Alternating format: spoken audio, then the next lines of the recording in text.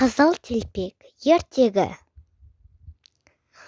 Ертеде бір кішкентай сүйкімді қыз өмір сүріпті. Анасы оны өте жақсы көреді екен. Әжесінің де ең сүйікті немересі еді. Бірде әжесі немересінің туған күніне қызыл телпек сыйлапты. Қыз әжесінің сыйлығын басынан тастамай киіп жүретін болыпты. Содан бері көршілер кішкентай қызды қызыл телпек деп атап кетіпті. Бір күн анасы бәліш пісіріп қызына: «Қызым, мына бәлішпен бір құты майды әжеңе апарып берші, хал жағдайын біліп қайтшы» дейді. Қызыл телпек: «Жарайды анашым, апарып берейін» деп бәліш пен май салынған себетті алады. Анасының сөзін екі етпейтін қызыл телпек әжесіне аттанады. Оған әжесі тұратын ауылға жету үшін орман арқылы өту керек еді. Қызыл телпек орманда жалғыз жүрудің қаншалықты қауіпті екенін білмеді. Сондықтан ол өлең айтып, гүл теріп асықпай жүрді. Бір кезде орманның ішімен келе жатқан қыздың алдынан бір қасқыр шыға келді. «Қызыл телпек, сен қайда барасың?» деп сұрайды қызды жегісі келген қасқыр. «Мен әжемнің үйіне барамын, оған анамның пісірген бәлішін және бір құты май алып бара жатырмын» дейді қыз. Қызыл телпек қасқырдың жаман пиғылынан бейхабар еді. «Ал әжең қайда тұрады?» деп сұрайды қасқыр. «Әжем бе?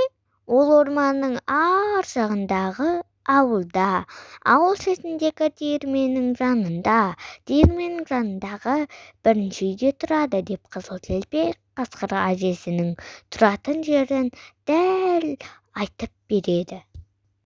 Бұл кезде жақын маңда отыншылар ағаш кесіп жатқан болатын. Қасқыр сол отыншылардың даусын естіп қызға тиіспейді. Қызыл телпектің әжесінің тұратын жерін біліп алған ол алдымен әжесін жемек болады. «Жарайды, мен де сенімен бірге сол ауылға барып әжеңнің жағдайын сұрап қайтайын. Кел, екеуміз жарысайық, әжеңе қайсымыз бірінші жетер екенбіз. Сен мына жолмен бар, мен ана жолмен жүрейін» деп қасқыр өзіне төте жолды таңдап алады. Қасқырдың ұсынысына келіскен қыз ұзақ жүретін жолға түседі. Ол жол-жөнекей асықпай гүл теріп келеді. Ал қасқыр алды артына қарамай тура ауылға қарай бет алады. Қызыл телпектің әжесінің үйіне осылай ерте жеткен ол есікті қағады. «Тоқ, тоқ, тоқ, бұл кім?» деп сұрайды әже. «Әже, бұл мен ғой, немереңіз, қызыл телпек. Мен сізге қонаққа келдім. Анамның пісірген бәліші мен бір құты майын ала келдім» дейді қасқыр даусын жіңішкертіп.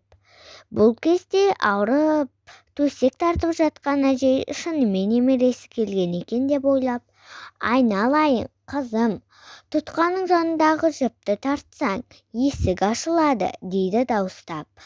Қасқыр жіпті тартып қалады. Есік ашылып, 3 күн аш жүрген қасқыр ашқарақтанып, әжейді бүтіндей жұта салады. Содан соң есікті жауып, басына әжейдің қалпағын киіп, көзіне көзілдірік тағып, төсегіне жатады да қыздың келуін күтеді. Сәлден соң есікті қызыл телпек тоқылдатады.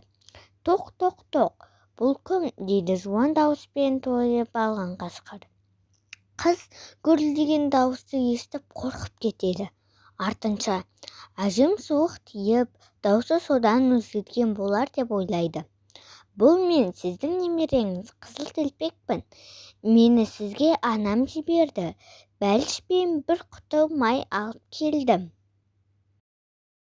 Қасқыр даусын өзгерте қойып жіңішке дауыспен: «Тұтқаның жанындағы жіпті тарта ғой, қызым, сонда есік ашылады» дейді. Қыз жіпті тартады. Есік ашылып, үйге кіреді. Көрпемен бүркеніп жатқан қасқыр оған Қызым, себетті үстелдің үстіне қойып, өзің менің қасыма кел, дейді. Қызыл телпек бәліш пен май құйылған құты салынған себетті үстелдің үстіне қойып, қасқырдың жанына жақындайды. Қасқыр енді жолдан шаршаған боларсың, қасыма кеп жата ғой, дейді. Әжесі деп ойлаған қызыл телпек қасқырдың жанына жатады да: әже, сіздің қолыңыз неге үлкен, деп сұрайды. Сені қатты құшағыма басу үшін, қызым. Әже, құлағыңыз неге сондай үлкен? Сені жақсы есту үшін, қызым. Әже, көзіңіз неге үлкен? Сені жақсы көру үшін, қызым. Әже, тісіңіз неге сондай үлкен? Сені жеу үшін, қызым-ау, деп қызыл телпекті бас салып, аяғындағы кебісімен қызыл телпегімен бірге жұта салады. Байқұс қыз-ау, тіпті айғайлап та үлгермейді. Бірақ бақытына қарай дәл осы сәтте үйдің қасында бір отыншы өтіп бара жатқан еді. Отыншы қасқырдың даусын естіп, үйдің терезесінен қарайды. Үй ішінде төсек орнынан қозғала алмай жатқан қасқырды көреді.